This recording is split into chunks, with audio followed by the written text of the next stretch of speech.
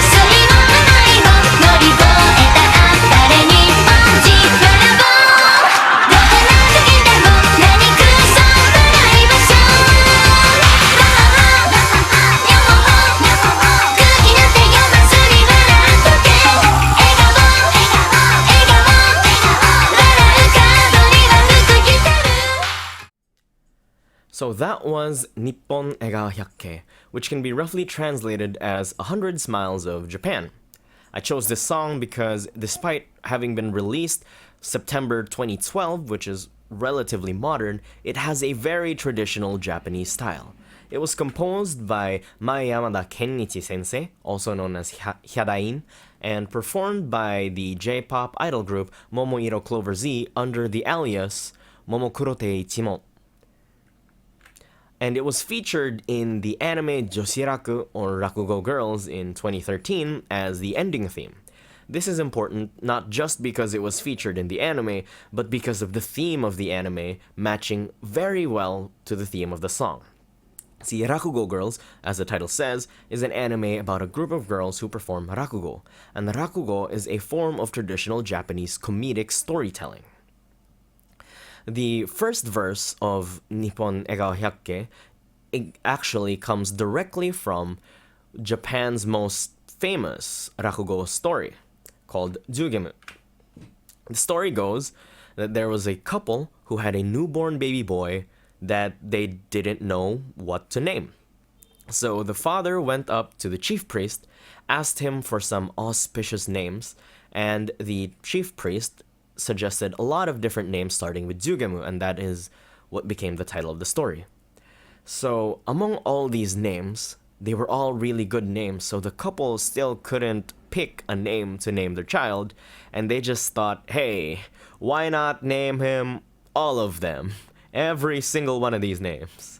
And thus, as the first verse goes, his name became Jugemu Goku no surikari kai zari sugi no sugyo matsu unrai matsu furai matsu kuneru tokoro ni sumu tokoro yaburokoji naborokoji paipo no shuringan no gurindai no pompokopi no pompokona no chokyume no chosuke.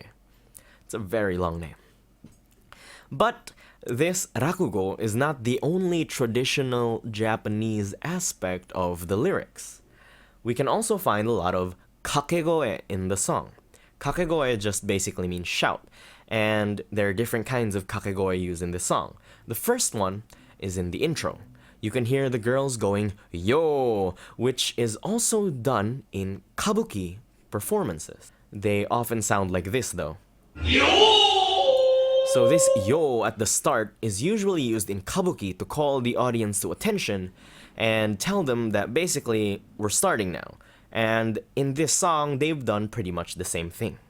The other kinds of kakegoe are basically call and response kind of things that you often find in a lot of Japanese folk music.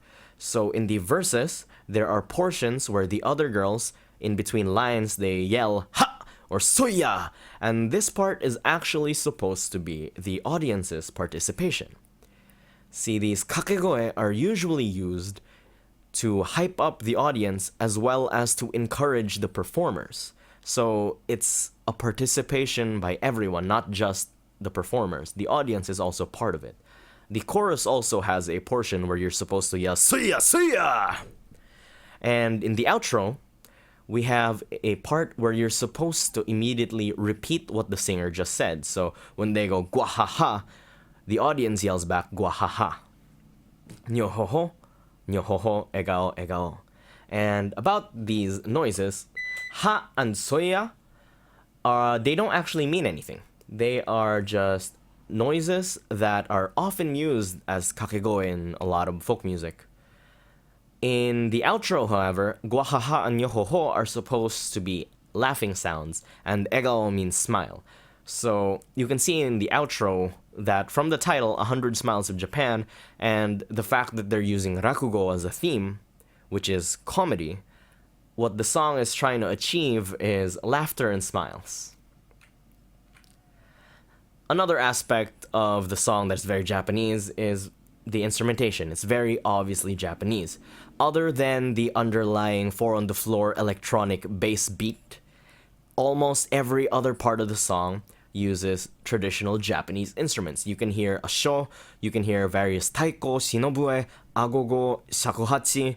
You can even hear the kakko at the start used the same way that they would be used in gagaku. And then you can also hear the shamisen. You can also hear a lot of other Japanese instruments, and really not a lot of the instruments that we normally use today. So it's very traditionally Japanese.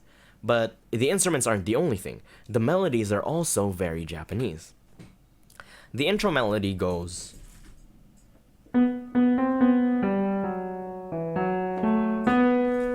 And this sounds very Japanese, and I think the reason for this is because it might be in the Japanese in scale. So the in scale is basically the Phrygian scale, but it's a diatonic scale with a pentatonic core. The flat 3 and flat 7 are really just used as auxiliary notes, while the main scale are the rest of the notes. So it's despite being diatonic, it still should sound pentatonic.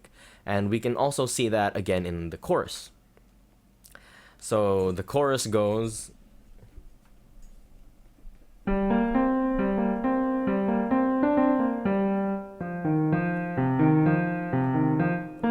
And that melody kind of goes around.